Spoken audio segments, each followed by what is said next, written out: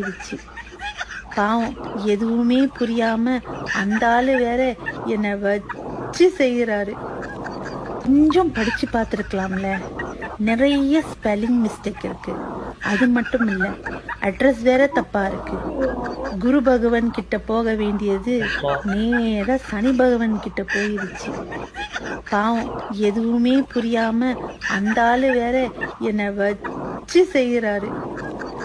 கொஞ்சம் கருணை காட்டக்கூடாதா ஆண்டவா?